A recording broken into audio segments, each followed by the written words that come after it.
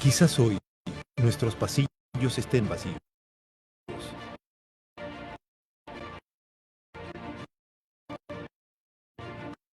Nuestros libros leídos.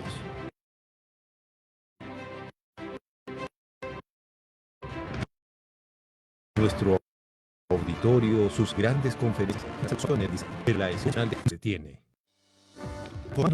A esta nueva dinámica, con estas tecnologías, lanzamos nuestra maestría en Control Gubernamental 2021 en modalidad virtual, con el respaldo de la Contraloría General de la República del Perú y reconocido por la SUNEDU.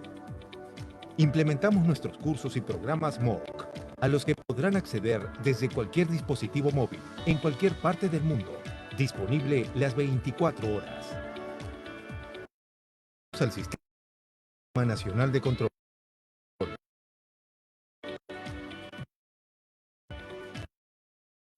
Con una innovación de enseñanza para fortalecer el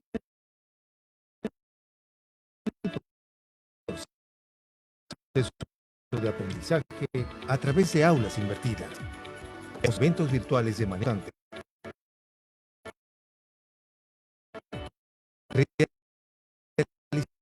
realizando un evento virtual por día.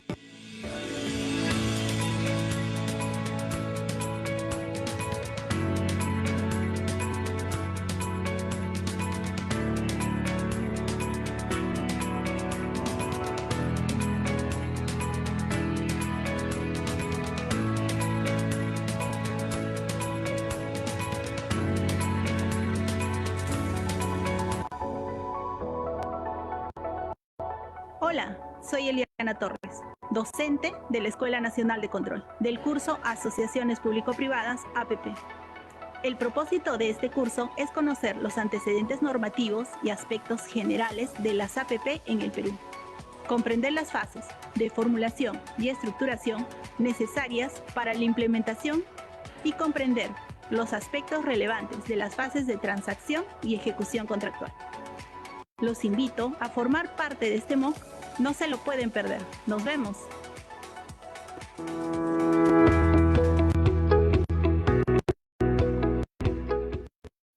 Hola, soy Miguel Abanto, docente de la Escuela Nacional de Control del curso Sistemas.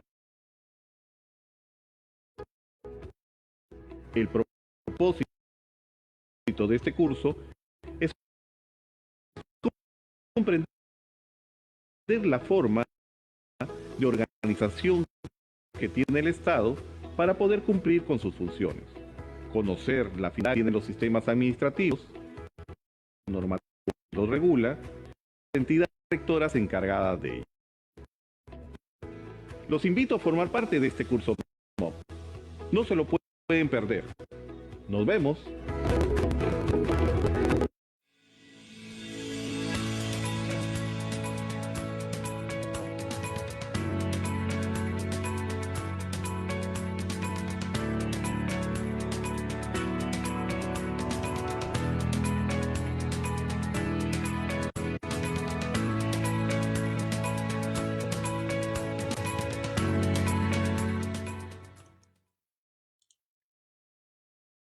Muy buenas noches con todos los presentes. Le damos la más cordial bienvenida a la conferencia magistral Evidencias de la participación de los traneos en las actuaciones de las entidades públicas. Antes de dar inicio, recordarles que pueden hacer sus preguntas y o consultas en el cuadro de preguntas y respuestas, las cuales serán llegar al ponente para que sean resueltas al finalizar la exposición. A continuación, palabras de bienvenida a cargo de Carla Gutiérrez Ramírez, quien es representante de la Subdirección Administrativa de la Escuela Nacional de Control. Le escuchamos. Buenas noches. Buenas noches, señoras y señores. Tengan todos ustedes. La Escuela Nacional de Control continúa con su compromiso de ofrecer educación de calidad a funcionarios, servidores públicos y toda la ciudadanía, actualizando conocimientos desde nuestras conferencias magistrales. Terminamos esta tercera semana de noviembre compartiendo con ustedes la conferencia Evidencias de la participación del Extraneus en las actuaciones de las entidades públicas. Durante el desarrollo de las auditorías de cumplimiento y de los servicios de control específico a hechos con presunta irregularidad, se ha identificado la existencia de hechos irregulares que se han producido con la participación de terceras personas que no tienen vínculo laboral con las entidades.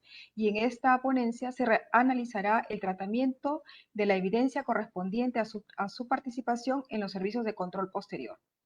Para hablarnos de ello, la conferencia de hoy estará a cargo de José Rogelio Ramírez Taza, maestro en Control Gubernamental por el Instituto Universitario Ortega y Gasset y por la Escuela Nacional de Control, con más de 15 años de experiencia en el Sistema Nacional de Control. José, te damos la más cordial bienvenida y agradecemos tu participación y el conocimiento que compartirás el día de hoy con todos nosotros. Muchas gracias a todos los presentes y les deseo una provechosa conferencia. Adelante, Iván. De esta manera, agradecemos las palabras de Carla Gutiérrez Ramírez, representante de la Subdirección Administrativa de la Escuela Nacional de Control. Ahora, damos inicio a la conferencia magistral Evidencias de la participación de los Traneos en las actuaciones de las entidades públicas, que estará a cargo, como bien se mencionó, de José Rogelio Ramírez Taz, pero antes una breve reseña sobre su persona. Es abogado por la Universidad Nacional Mayor de San Marcos, egresado de la maestría en Control Gubernamental por el Instituto Universitario Ortega y Gasset y por la Escuela Nacional de Control. Cuenta con una amplia experiencia en control gubernamental y en gestión pública, así como experiencia en docencia universitaria, con más de 15 años de experiencia en el Sistema Nacional de Control, habiendo sido designado como jefe de órganos de control institucional de entidades del Gobierno nacional, regional y local. Es actual docente de la Escuela Nacional de Control. Sin más que decir, le damos el uso de la palabra. Le escuchamos. Buenas noches. Bien, buenas noches con todos. Es un gusto compartir con ustedes nuevamente este espacio académico con la Escuela Nacional de Control.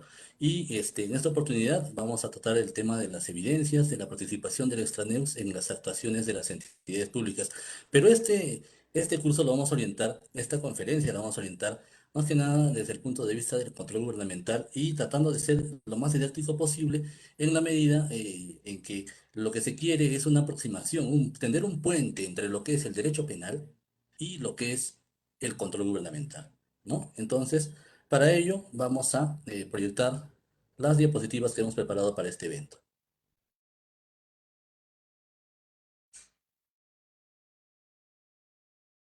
Bien.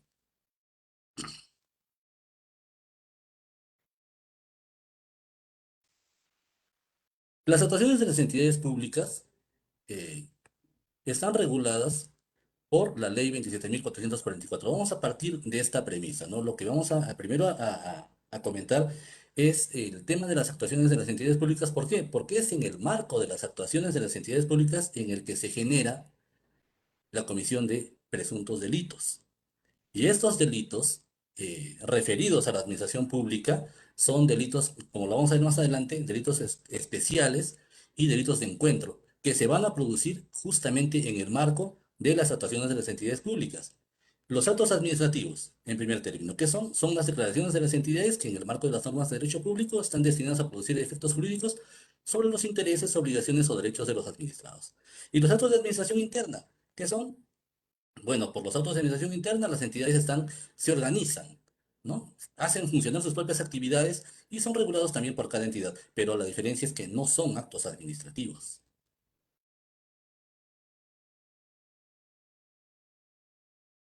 Ahora, estas actuaciones de las entidades públicas, vale decir, los actos administrativos y los actos de administración interna, son revisados, son evaluados por el control gubernamental que se ejerce en las entidades públicas. Dentro de estas actuaciones tenemos la intervención de terceros. Y la intervención de los terceros, que son personas naturales y jurídicas ajenas al Estado, se da de dos tipos. Puede ser de oficio, ¿cuándo?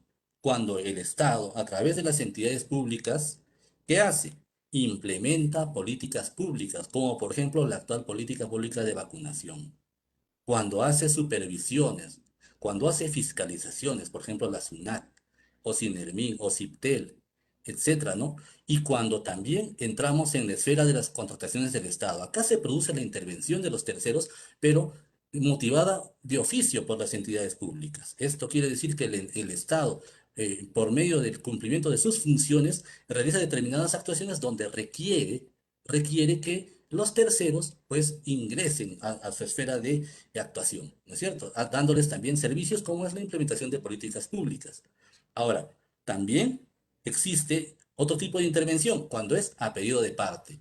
¿Esto qué quiere decir? Es cuando la persona natural o jurídica se acerca al Estado, se relaciona con el Estado para pedirle algo.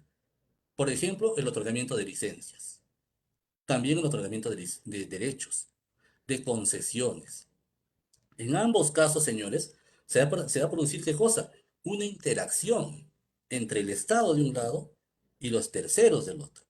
El Estado regulado en su esencia por el principio de legalidad y de otro lado los terceros que se someten a la legalidad del Estado pero que están protegidos por la esfera de la libertad de su actuación constitucional, ¿no? Entonces, estas actuaciones, esta interrelación es evaluada por el Sistema Nacional de Control.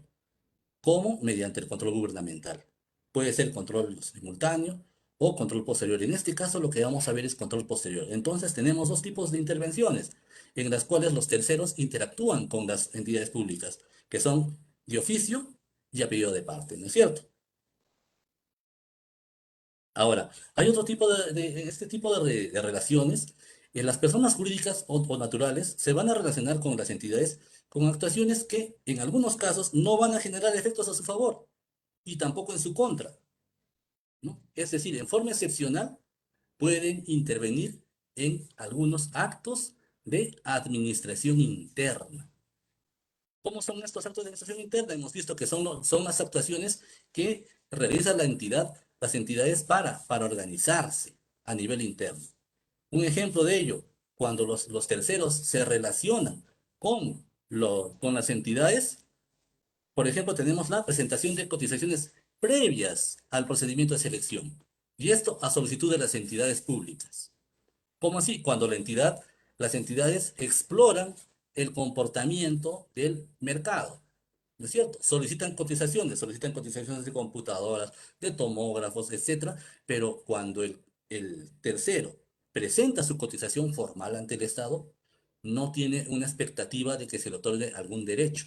Simplemente está brindando información para que las entidades se puedan organizar. ¿No es cierto? Entonces, tenemos que dentro de los actos de administración interna, también las entidades se pueden relacionar con los terceros. Hay una intervención de los terceros en las actuaciones de las entidades públicas. Y esta presentación de, eh, esta presentación de estas cotizaciones, ¿qué es lo que genera? Una intervención que debe ser revisada por el Sistema Nacional de Control en la medida en que esta operación pues, es precisamente parte del control gubernamental que se está ejecutando.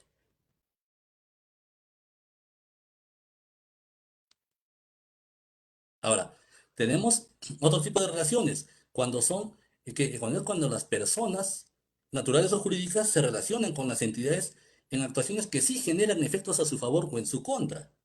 Por ejemplo, presentación de propuestas en procedimientos de selección, presentación de impugnaciones, hacerse acreedor a la buena pro, solicitudes de ampliación de plazo, solicitudes adicionales de obra, etc. En estos casos, los terceros intervienen esperando que el Estado les dé algo, les otorgue algo. Acá sí debe haber una respuesta del Estado. ¿Por qué? Porque va a generarse efectos a favor o en contra de los administrados, ¿no? Por ejemplo, en la presentación de impugnaciones, una impugnación frente a un acto administrativo le puede generar un impacto positivo, que de repente es cuando se falla a favor del administrado, o un impacto negativo, cuando es que se falla en contra, ¿no es cierto? ¿No? Se falla o el efecto es positivo hacia el administrado cuando la solicitud de ampliación de plazo, por ejemplo, es aprobada. Y es negativo en el sentido de que le afecta negativamente cuando esa solicitud de ampliación de plazo no se aprueba, ¿no? Entonces estamos viendo que hay tipos de relaciones, algunas con efectos, que van a producir efectos en los terceros y otras que no producen efectos en los terceros, ¿no? Ahora, frente a esta intervención de los terceros en las actuaciones de las entidades públicas, que son pues estas personas que se relacionan y que son conocidas como terceros, ¿todos los terceros serán extraneos? O sea, por el solo hecho de ser tercero que está interviniendo en las relaciones jurídicas con el Estado, ¿esa persona natural o jurídica será extraneos? ¿Podremos considerarlos como extraneos? Lo digo porque muchas veces se utiliza este término del extraneus, que es un término propio del derecho penal, de manera muy, pues podría utilizarse de manera muy ligera. El término extraneos tiene una connotación eminentemente penal. Esta connotación es eminentemente penal. Y entonces ahí cabe la pregunta, ¿todos los terceros serán extraneos? Pues para ello vamos a ver primero qué será el extraneus. Como lo dije al inicio, esta conferencia es de naturaleza ilustrativa y no vamos a entrar en la dogmática penal a detalle. Por eso es que vamos a coger una definición simple que no proviene de un diccionario jurídico, pues de estos especializados, sino del diccionario panhispánico del español jurídico. ¿Y qué nos dice qué es sobre el extraneus? El extraño. Dice que es la persona, puede ser natural o jurídica, que interviene en un delito especial. Es decir, no en cualquier delito, tiene que ser un delito especial. Y los delitos contra la administración pública, pues son delitos especiales en esencia. ¿Por qué? Porque no cualquiera los puede cometer. ¿No? Pero esta persona que interviene en este delito especial no reúne la condición personal exigida por el tipo penal para ser autor de dicho delito. Esto es, le falta una connotación especial para ser autor, porque los delitos especiales necesitan que la gente tenga una condición especial. Entonces el extraneus no la tiene, pero sí participa decididamente en la comisión de este delito. En este delito especial, donde vamos a ver involucrado al extraneus, no puede existir el delito si no existe también el extraneus. Es decir, tiene que existir el autor, ¿no? Y el extraneus. Entonces es una persona, el extraneus es una persona que interviene en un delito especial, pero que no va a ser autor. ¿Por qué? Porque simplemente no tiene las condiciones personales exigidas por el tipo penal para ser autor. Esto es muy importante, señores, porque el concepto de extraneus se aplica eminentemente al derecho penal. Ahora, esta figura del extraneus va a operar solo cuando estamos ante un delito especial, como por ejemplo es el cohecho, la negociación incompatible, la colusión. Y lo hemos resaltado porque la negociación incompatible, la colusión, pues son delitos que permanentemente se encuentran a raíz de la ejecución de servicios de control posterior. Y estos delitos especiales, además, tienen una naturaleza muy importante, que son, señores, los denominados delitos de encuentro. Eso hay que tenerlo muy presente. Cuando hablamos de conceptos de extraneos, cuando hablamos del extraneos, no solamente vamos a decir que opera cuando estamos frente a un delito especial, sino que este delito especial, además de serlo, de ser especial, debe cumplir con ser un delito de encuentro. Un delito de encuentro, señores. Esto es muy importante para el control gubernamental. ¿Y qué es un delito de encuentro? Es aquel delito donde participan varias personas con una misma finalidad. Todos tienen la misma meta. Las conductas, señores, se complementan. Esto es muy importante. La conducta del funcionario, la conducta del tercero, se va a complementar, van a unirse. La actuación de los funcionarios va a complementar la actuación del tercero y viceversa. Es decir, va a haber una conducta desplegada por el funcionario y frente a ella habrá una respuesta del tercero. Y quizás esta conducta del tercero, esta respuesta del tercero, sea a su vez complementada con la actuación del funcionario público. Nuevamente tenemos estos delitos. ¿Cuáles son los ejemplos? El cohecho, la negociación incompatible, la colusión simple, la colusión agravada. Entonces, fíjense, en estos casos, tanto el tercero como el funcionario van a trabajar hacia una misma finalidad, van a encontrarse en sus actuaciones y van a obtener una finalidad, van a cumplir un fin, van a cumplir con un objetivo determinado. Entonces, hasta aquí estamos viendo temas de derecho penal y de derecho administrativo. Estamos viendo que dentro de las actuaciones de las entidades públicas, que pueden ser mediante actos administrativos y mediante actos de administración, los terceros van a ingresar. Pero esa relación de los terceros con las entidades no es ilícita de por sí, no es ilícita per se. Más bien, el Estado debe relacionarse con los terceros. Es necesario que lo haga. Sin embargo, estas relaciones siempre deben estar protegidas por un manto de legalidad. En el caso del funcionario público, protegido por el principio de legalidad. En el caso del tercero, pues por la fe. Ambas conductas deben ser lícitas.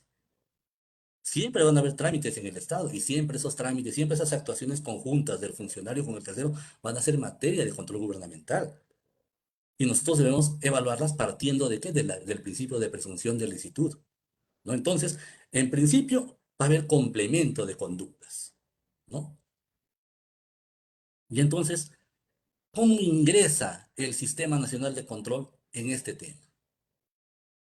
¿Cómo hacemos la evaluación de la intervención de los terceros por el Sistema Nacional de Control? Mucho se habla de esto, mucho se habla en el sentido de que el Sistema Nacional de Control, al menos en el Perú, hay opiniones respetables que dicen pues que no evalúa,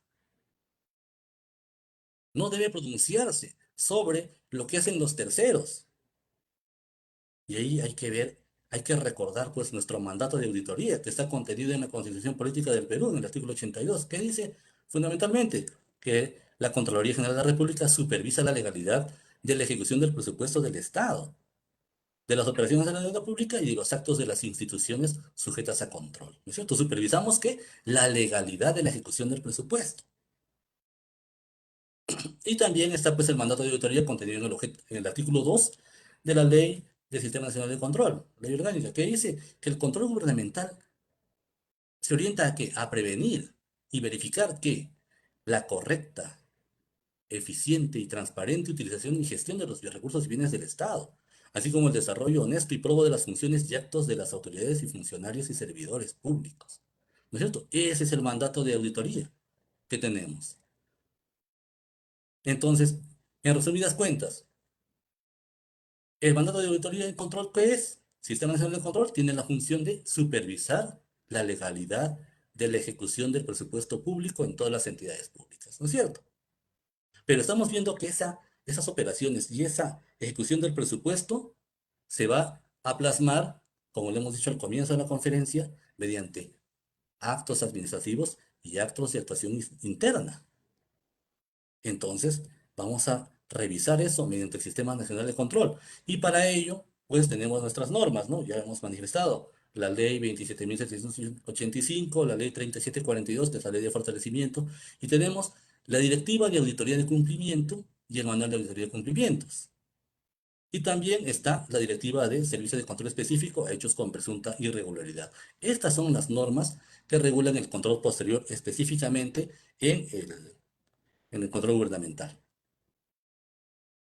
Y nuestras normas, ambas normas, tanto la Directiva de Auditoría y Cumplimiento, el manual, como la Directiva de Servicio de Control Específico a hechos con presunta irregularidad, establecen que la labor de control, señores, se sustenta siempre en ¿qué? En la obtención y evaluación de evidencias, que deben ser obtenidas y evaluadas cumpliendo los procedimientos y garantías establecidas en la Constitución y en la ley.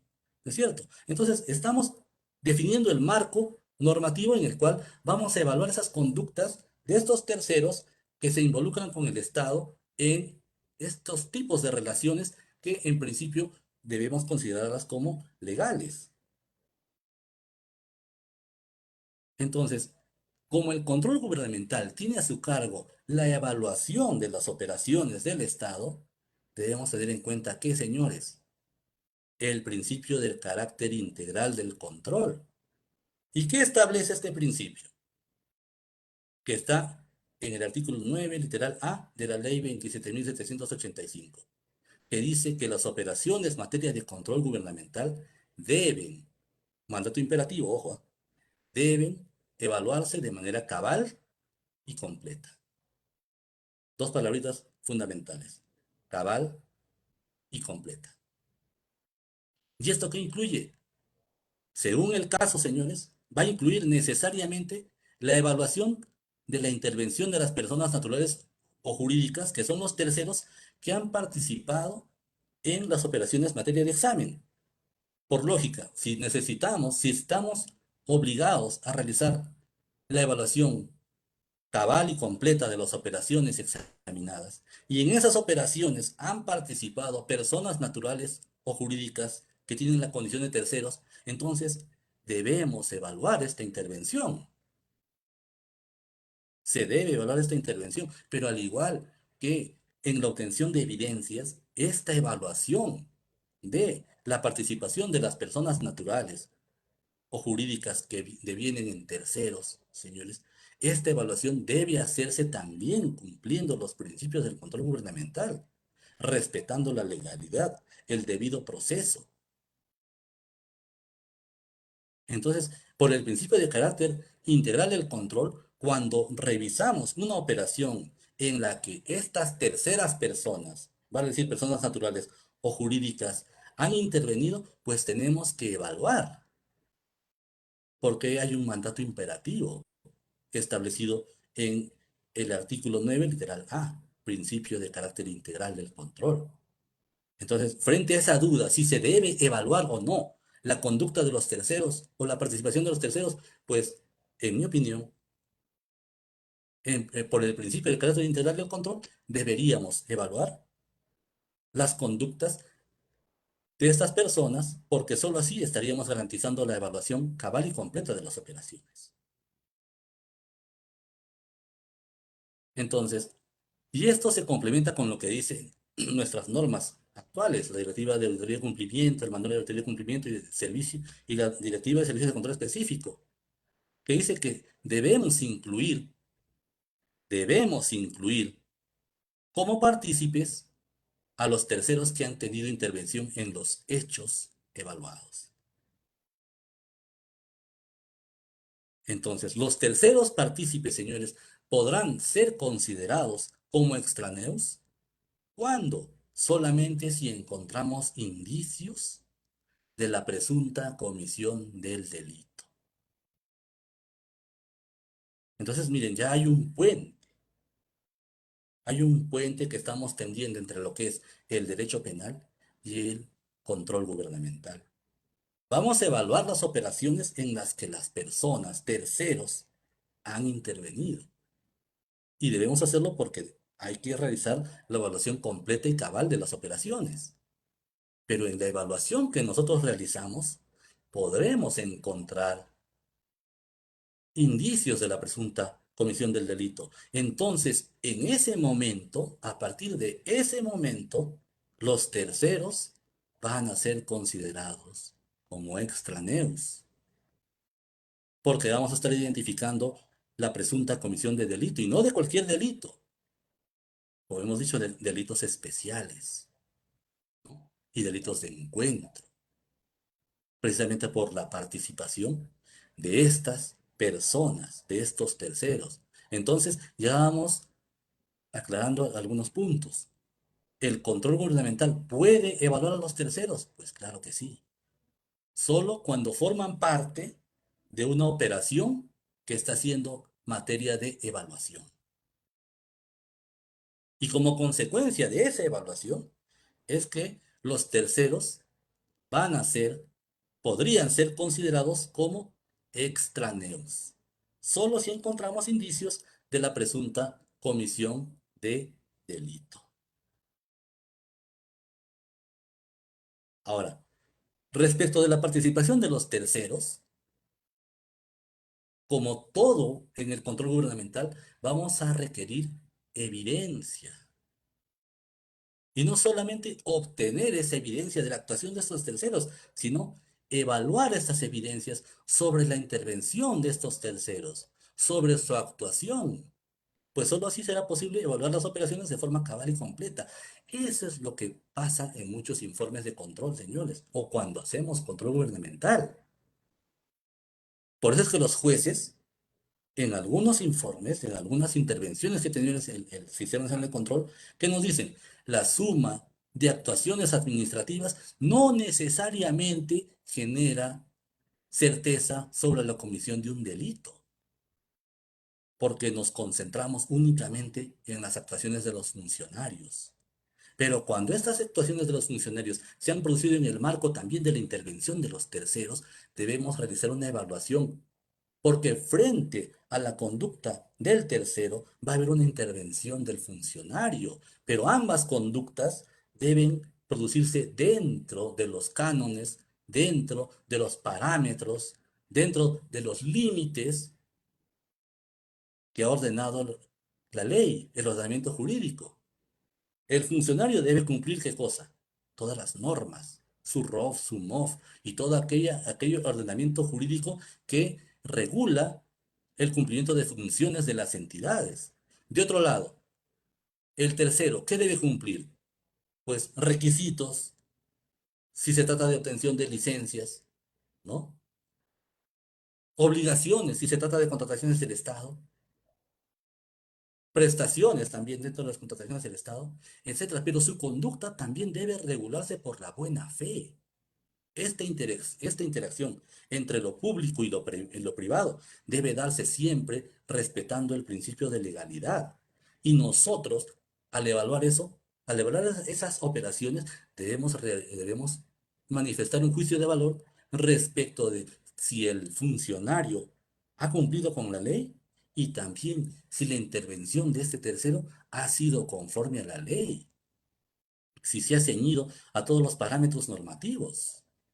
Esa comparación, eso es lo importante. Solo así vamos a garantizar la evaluación cabal y completa, cumpliendo el principio de carácter integral del control.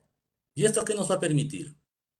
Nos va a permitir, señores, la evaluación cabal y completa de estas actuaciones de los funcionarios y servidores, y la evaluación de las actuaciones de los terceros va a permitir identificar la existencia de conductas ilícitas, pero conductas complementarias, requeridas para los delitos de encuentro, y a partir de ello sustentar la presencia del extraneus. ¿Y cómo se van a evidenciar estas conductas? Por ejemplo, si estamos frente a una operación en la que el tercero se ha obligado en contrataciones del Estado a entregar, digamos, 100 computadoras y entrega solamente 80. Este señor sabe y conoce que su obligación es entregar las 100, pero entrega solamente 80 y las ingresa a la entidad. Hasta ahí, la actuación de esta persona es una actuación unilateral, ilegal, pero unilateral, y puede no producir efectos jurídicos. ¿Por qué? Porque la entidad le puede decir, ¿sabe qué? Usted me tenía que entregar 100 y me está entregando 80.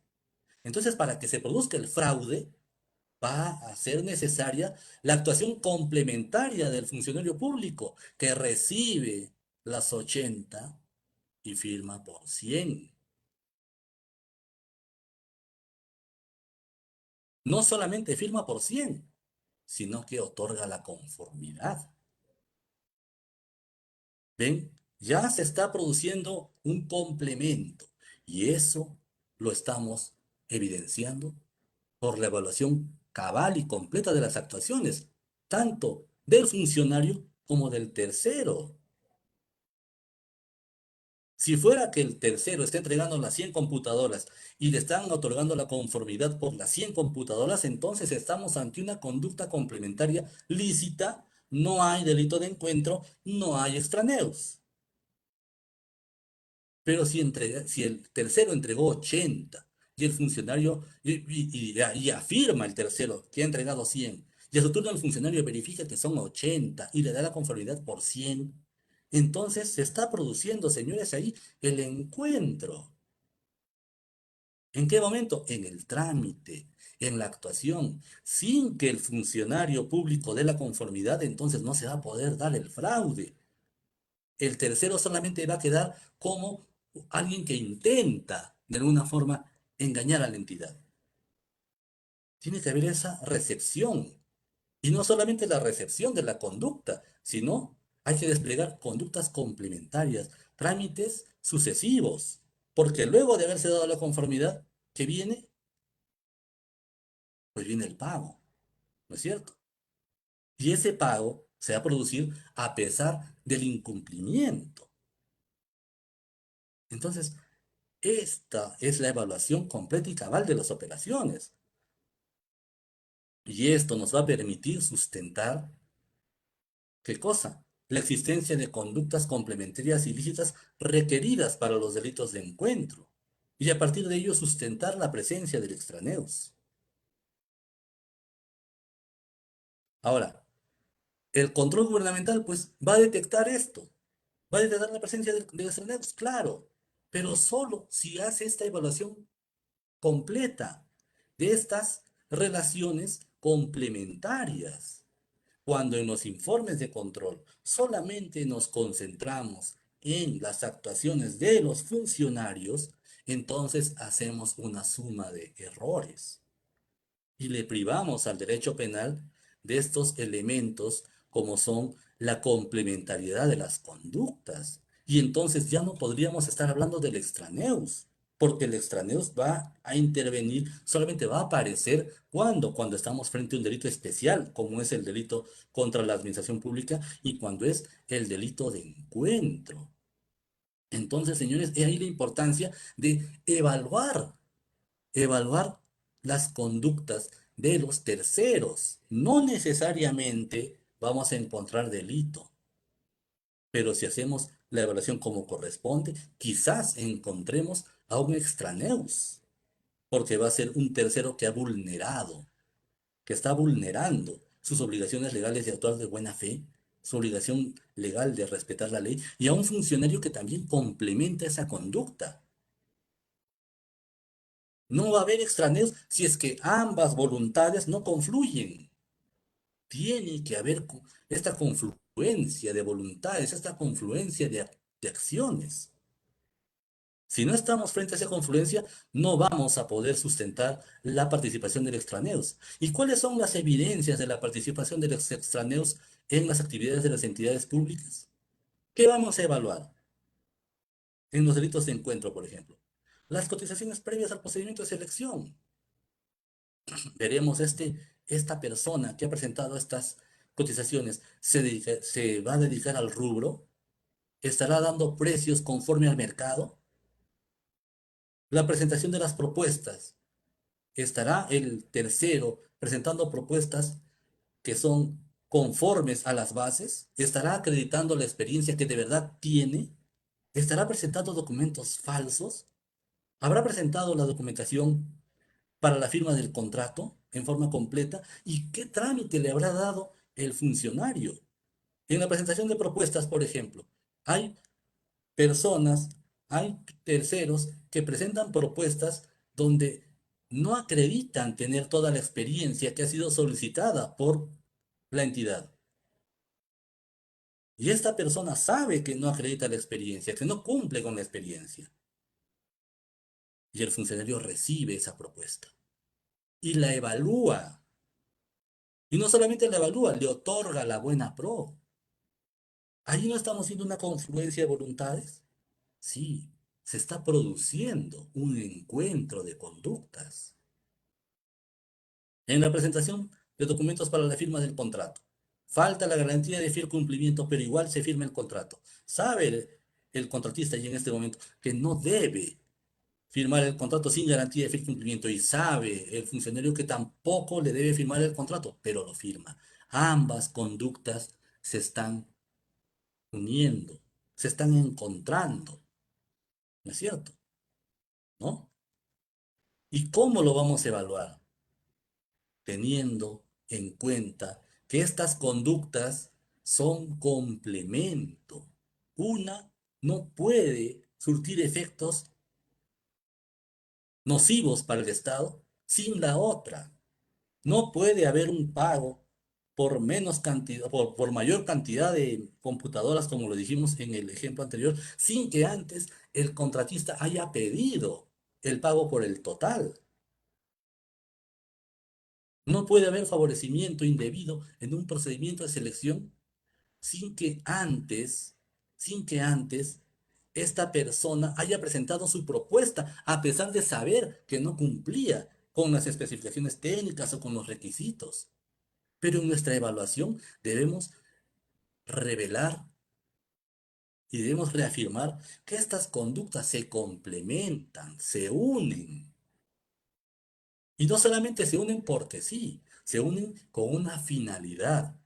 Cuando el contratista pide que se le pague por algo que no entregó, quiere obtener un beneficio indebido.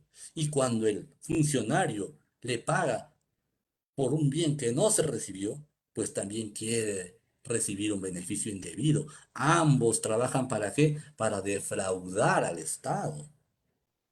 Ese encuentro de conductas ilícitas es el que nosotros debemos revelar en nuestros informes de control.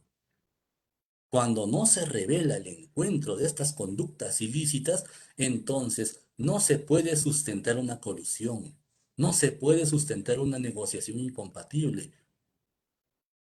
Nuestro procurador, los procuradores van sin armas, los informes van incompletos. Entonces lo que se requiere, señores, es de revelar esa complementariedad. Eso es lo importante para evidenciar la participación del extraneus. Y como lo hemos visto antes, cuando revisamos nosotros los documentos de los procedimientos de selección, la presentación de propuestas, tenemos esa evidencia frente a nuestros ojos. Solo que no evaluamos en forma cabal y completa. ¿Por qué? Porque desglosamos lo que no se debe desglosar, que es la conducta del funcionario más la conducta del tercero. En los trámites, en las actuaciones en las que ingresa el tercero, necesariamente debemos evaluar no solamente la conducta del tercero o la conducta del funcionario, debemos evaluar la suma de ambas conductas. Solo así vamos a poder sustentar el delito de encuentro, ¿no? Solo así va a poderse evidenciar, va a poder fluir el extraneus. Solo así va a poder fluir lo que es el extraneus. Entonces, la evaluación conjunta de las evidencias, tanto de la participación de los funcionarios y los servidores, como de la participación del extraneus, va a permitir sustentar en forma exitosa informes de control gubernamental en los que se identifiquen la existencia de indicios de la presunta comisión de delitos, señores. Los jueces, los fiscales necesitan que esa evaluación, ese indicio de la participación del extraneos fluya del informe. Y los auditores, ¿qué deben hacer? Evaluar completa y cabalmente estas operaciones. No vamos a identificar responsabilidad en el tercero. Lo que vamos a hacer es indicar que ha participado. ¿Por qué? Porque nuestra ley lo dice, nuestra norma lo dice. ¿No es cierto? Tenemos que identificar que este tercero ha participado. Y para que fluya como extraneos, pues tendremos que sustentar ese encuentro, pero no cualquier encuentro, sino un encuentro ilícito. Ambos, funcionario y tercero, ambos se van a apartar de la legalidad. Ambos van a cometer ilícitos. Pero para que estos funcionen, deberán estar unidos, deberán encontrarse en el tiempo, en un determinado momento, y dentro del marco de estas actuaciones administrativas, de los actos administrativos, de las actuaciones de administración interna. Es en ese escenario donde va a ingresar el tercero. El funcionario va a estar en su entidad. Por eso le decimos intraneos, es el de adentro, ¿no? Y el extraño que viene de afuera, el extraneos, va a complementar la actuación del funcionario público. Pero para que haya extraneos, señores, para que haya extraneos, tiene que haber ilicitud y sobre todo encuentro. De otra forma, no vamos a poder sustentar. La finalidad tiene que ser la misma. Entonces, cuando evaluamos las solicitudes de conformidad y pago, las solicitudes de ampliación de plazo, debemos identificar cuál es esta finalidad que están persiguiendo ambos, el funcionario y el servidor. Las conductas de ambos señores tienen que estar revestidas, en principio, del funcionario público, revestidas de un aparente manto de legalidad. ¿Por qué? Porque el funcionario lo va a hacer cumpliendo las funciones que le impone su cargo y va a utilizar la prerrogativa, el poder, la competencia, ¿no? La atribución. ¿Para qué? Para realizar un trámite. Pero no olvidemos que esta competencia, esta prerrogativa, esta atribución la debe cumplir conforme al principio de legalidad. Y de su lado, el contratista o el tercero, ¿qué va a hacer? Va a presentar una solicitud, va a ejercer un derecho. Pero en este caso, va a ejercer un derecho de forma ilícita, apartándose de la buena fe. Esa suma, esa suma es la que esa suma en el análisis es la que va a generar, ¿qué cosa? Que podamos nosotros sustentar lo que es la presunta comisión de delitos de encuentro, señores, ¿no? Y a eso está orientada esta conferencia, en la que lo que se quiere relevar es que como consecuencia del trabajo de los auditores, revisando las actuaciones de los terceros dentro de los procedimientos administrativos, entonces se va a sustentar, si es que se encuentra, obviamente, la participación del extraneus, siempre y cuando revelemos que estas conductas complementarias son ilícitas y se encuentran en un determinado momento, ¿no? Entonces, la idea es generar que se puedan emitir informes donde se identifica en forma exitosa los indicios de la presunta comisión de delitos de encuentro. Con ello, nosotros vamos a ayudar a los operadores de justicia, tanto al Ministerio Público como al Poder Judicial, permitiendo, ¿no? Pasando por garantizar una labor exitosa también de los procuradores, porque los procuradores, el fiscal, muchas veces toman el informe como base, como sustento para la teoría del caso. Y si en la teoría del caso para postular el delito de negociación incompatible o el delito de colusión no figura el encuentro, señores, entonces esa teoría del caso llega débil, llega débil. La idea, señores, es brindarles unas ideas, unos alcances para que podamos identificar la existencia del extraneos a partir de los procedimientos de control que nosotros desarrollamos siempre con base a la legalidad. Entonces, hasta aquí, señores, mi presentación y les agradezco por su disposición. Voy a estar también a disposición vuestra para lo que son las preguntas que tengan a bien realizar.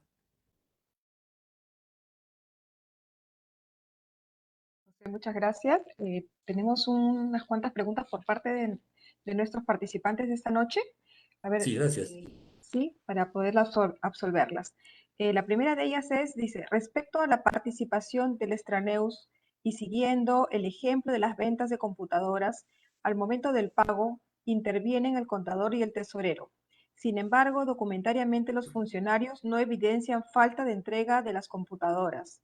Ambos podrían ir al almacén y verificar la entrega de las computadoras a pesar de tener conformidad del área usuaria. Interesante pregunta, agradezco la pregunta porque muchas veces, pues, en control gubernamental se identifican responsabilidades por por la sola firma, ¿no? Entonces ahí ahí habrá que ver a detalle, yo sugiero que se vea a detalle qué es lo que razonablemente puede hacer el funcionario público y si está obligado a realizarlo. En este caso, el tesorero estará obligado a verificar que las 50 o las 100 computadoras hayan ingresado, ¿no? Me parece que quizás ¿no es cierto? ¿No? Y se está prevenido de la documentación, el trámite está prevenido de toda la documentación, entonces no podríamos nosotros decirle que, o quizás identificar una responsabilidad de tipo penal para el tesorero. Diferente es, por ejemplo, podría ser un subgerente de supervisión y liquidación de obras, cuando se otorga la conformidad a una obra que no existe. Este funcionario en su manual de organización de funciones, en su reglamento de organización de funciones, va a tener la obligación de visitar la obra o de supervisar la obra. Y quizás podemos evidenciar nosotros que tiene los medios para hacerlo. Entonces van a ser conductas distintas. Y dentro de la evaluación habría que hacer a detalle sobre lo que, como les decía, ¿no? Si está en su obligación hacerlo, en su función hacerlo, si está obligado a hacerlo y sobre todo si está en la razonable posibilidad de hacerlo. Entonces, habría que considerar por cada conducta en particular, ¿no? Muy bien, muchas gracias. La siguiente pregunta es, ¿considera que lo más alarmante en los delitos especiales propios deja en completo abandono al bien jurídico cuando el dominio del hecho lo tiene el extraneus? De acuerdo a los postulados, se tiene que imputar el mismo delito tanto al extraneus como a los intraneus. Claro, lo que pasa es que ahí vamos a entrar en una discusión ya de tipo más penal, no de dogmática penal, pero acá la orientación de la ponencia está identificada dentro de lo que es el Sistema Nacional de Control. Entonces, nuestra norma de control gubernamental solamente nos pide, y es la competencia del Sistema Nacional de Control, nos limita como competencia, ¿no? A lo único que podemos identificar es al partícipe. La norma de control gubernamental no dice si vamos a poner autor, autor mediato, cómplice, primario, secundario, instigador. No.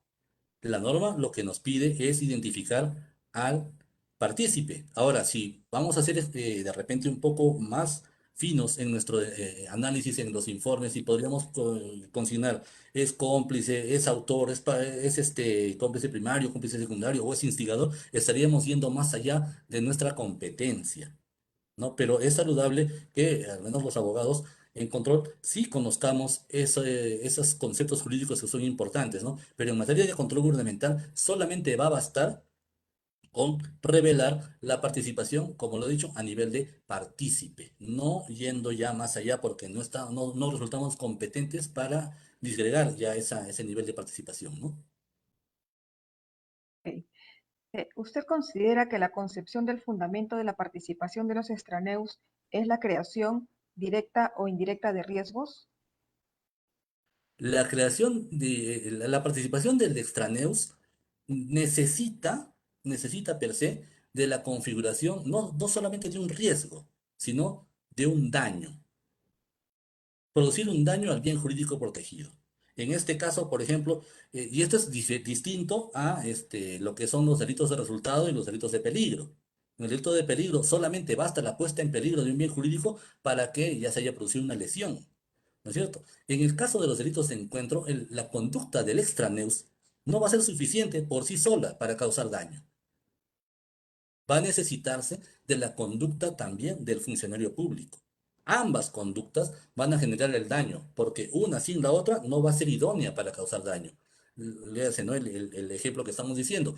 El contratista puede pedir la conformidad por el total de computadoras cuando sabe que le faltan entregar 20. Y el funcionario va a darle la conformidad por el total de computadoras cuando sabe que también faltan entregar 20. Si ambos no se hubieran puesto de acuerdo, si ambos no hubieran actuado, no se va a producir lesión al Estado. Muy bien.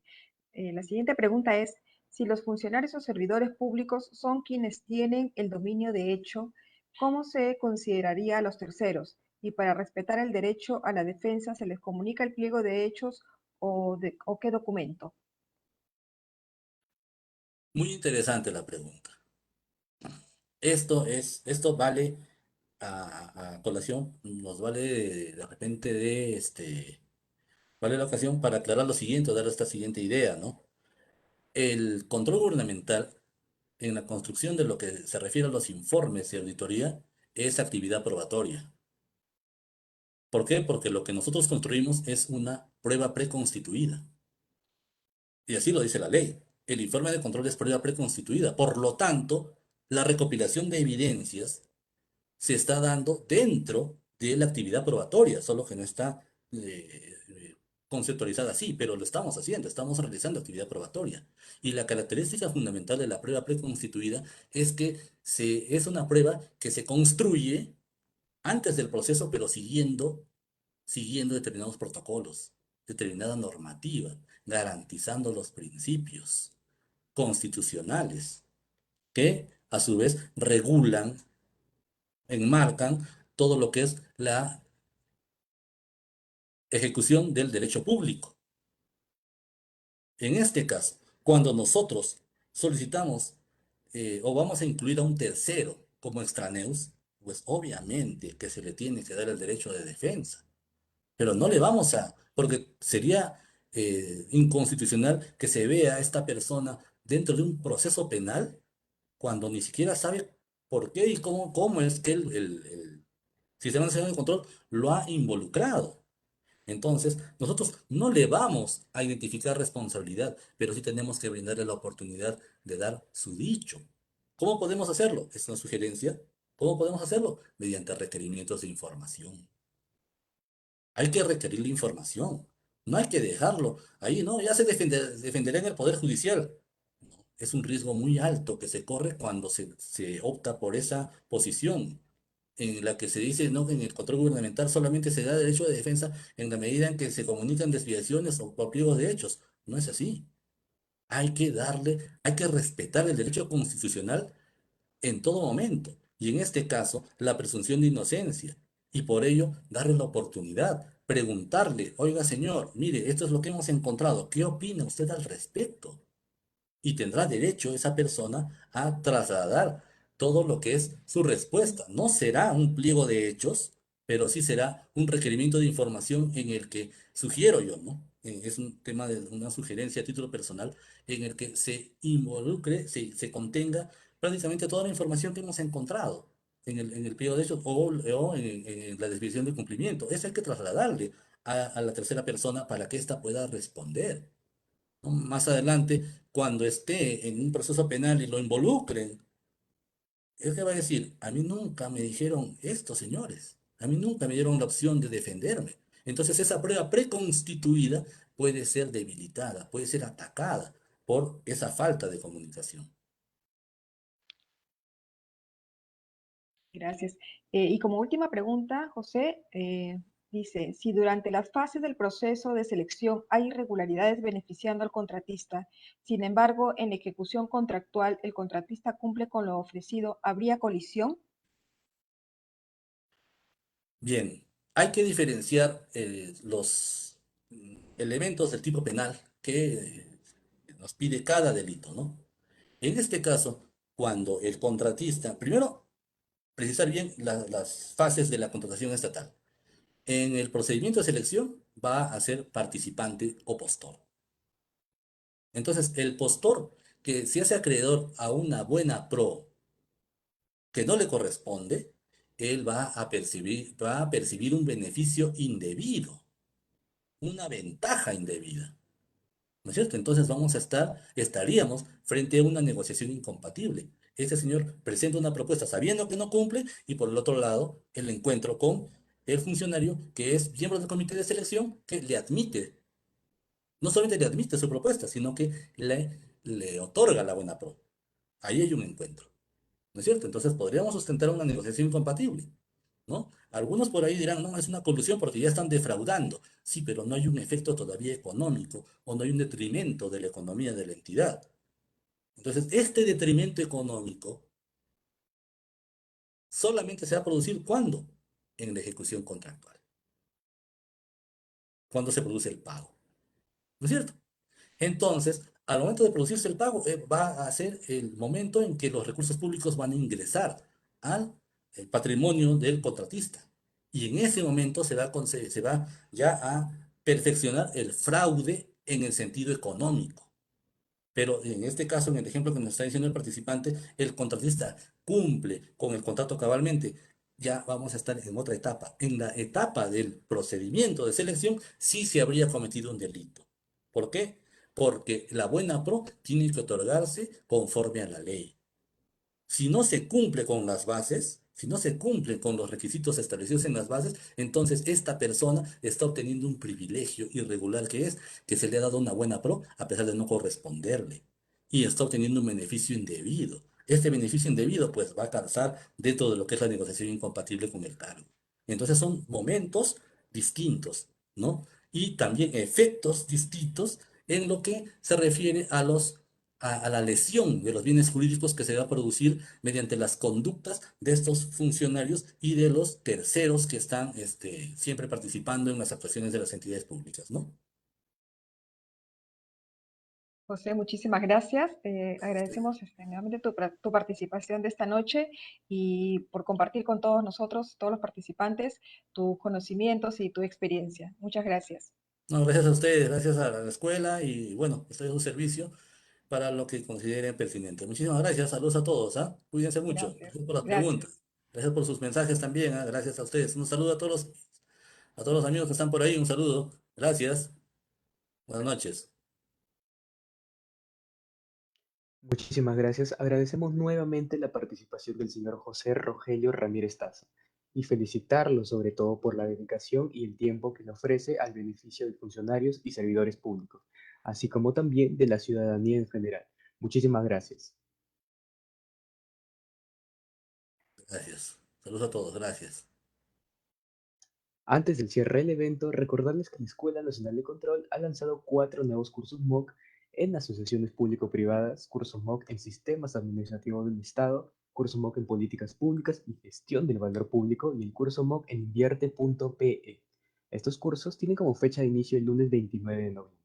Asimismo, tenemos para ustedes el programa MOOC de actualización y aplicación del control gubernamental, en donde podrán actualizarse en el marco normativo conceptual así como las herramientas relacionadas a técnicas y procedimientos para el planeamiento, planificación, ejecución y elaboración de informes de servicio de control.